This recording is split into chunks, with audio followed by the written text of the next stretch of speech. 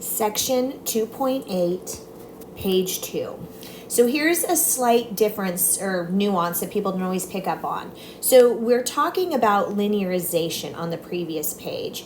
Now, what you have to watch out for is linear approximation of a function at a given point and the linearization of the function at the point A. These look very similar, and these formulas should look very similar, but the bottom line is they're both from the tangent line.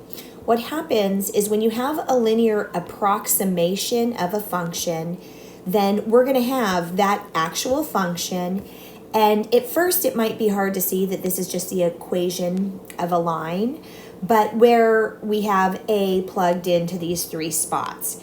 Now, if you're asked for the linearization of the function, these right sides look identical. The only difference is because it asked for a linearization of f, we're using L, and it's not an approximation because it's the linearization.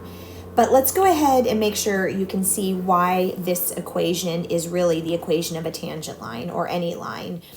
So as I said, those are both the same, and they come from specifically using the point slope formula. So hopefully you're familiar with y minus y1 equals m times x minus x1. y1 is the output, m is the slope, x is the input.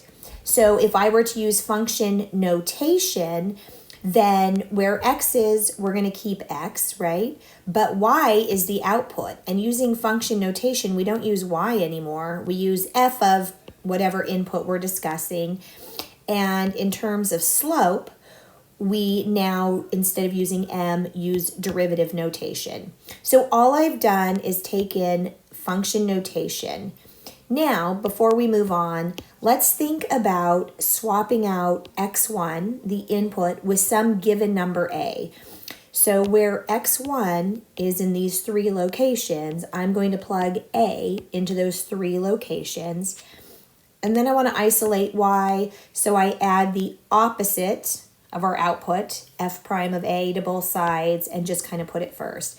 So I've got the output now on the right side, and the formula where I had the slope times x times the input. So this formula is both of these formulas, just so you could see where that's coming from. Although I got to tell you the truth, I'm just really going to stick with the equation of a tangent line because it's consistent throughout everything I do. Example 1, because it says to find the linearization, not the linear approximation, we're finding L of x, and in this case I'm given the function and I'm even given a. So all I want is the equation of the tangent line, which we wrote here for linearization, or I'm going to use an actual equation of a line. We need a, we're given a. I need y, or f of a, the output, so I'm going to take that input into the function that I'm given. And even without a calculator, you guys should know the fourth root of 16 is really the square root of the square root. So the square root of 16 is 4, and the square root of 4 is 2, and 2 cubed is pretty easy, it's 8. So I've got my a and f of a points. I need a slope, so I've already got fractional exponents, so I can move that out front, subtract 4 over 4 to get negative 1/4, which puts the variable in the denominator as a fourth root. And remember, we're letting our input, which in this case is a, be 16, and we just said the fourth root of 16 is 2, so I'm going to end up with 3/8 for my slope. So whether you started with 8 plus, or you had it as a minus 8 on the left that you then added to the other side, and then your slope times x minus your input, you're going to end up with the same equation that I have. Again, I had to distribute and add opposites over. I had y here, but because the directions were to find the linearization, which we usually begin with L of x, I should really rewrite my answer as L of x. Now this question has a second part.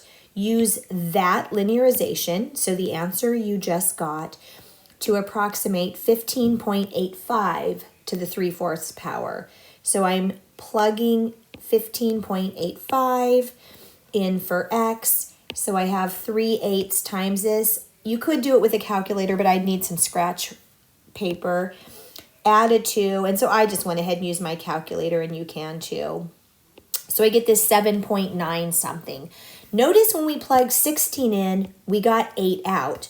We're plugging in something slightly smaller than 16, so I would expect an answer slightly smaller than 8.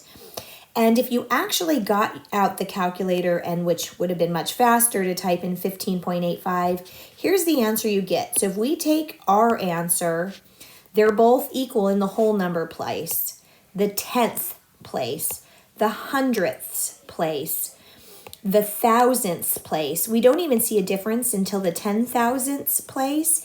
And even in this case, if we went back one and we rounded, we would have had the same answer. So super close using linearization to approximate.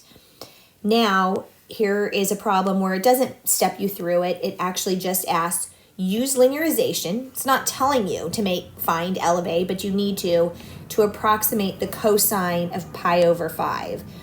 So we know linearization means to make a tangent line. We're asked to approximate a value we don't know. So on our own, figuring out A, we want to pick a value that we do know.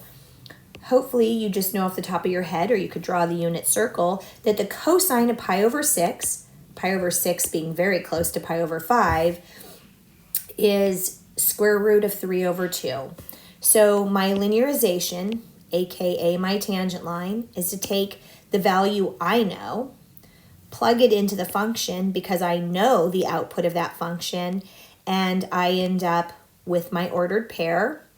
I need to find the slope by taking the derivative, which is negative sine of x, plug in the value we know. We're not going to touch pi over 5 until the end.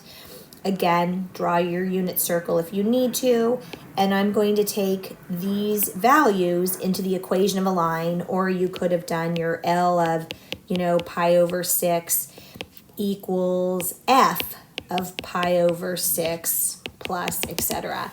But we end up with this piece. I distribute negative 1/2, so I've got a negative times a negative to get positive pi over 6.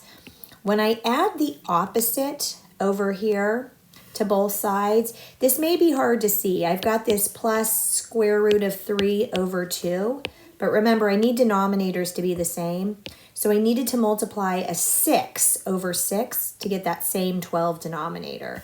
So I've got my equation of a tangent line, and I am going to leave this alone. Don't type it into your calculator and get a fraction or a decimal now. I guess it is a fraction, but now I'm ready to use my linearization so I can approximate the original.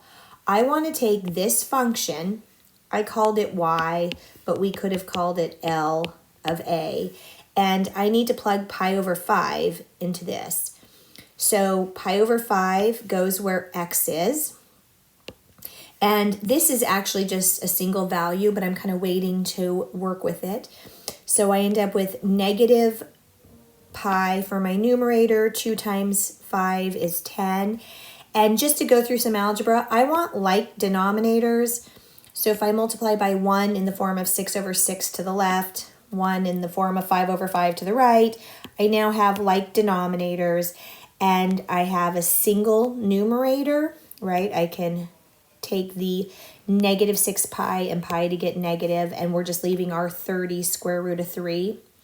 So what ends up happening here, and that was because I had multiplied over here, typing this into your calculator is going to give us 0.8136. If you actually went for cosine of pi over 5 in radian mode, you get 0.809. So notice if we rounded this bottom answer to the 100th place, we would have had the same value.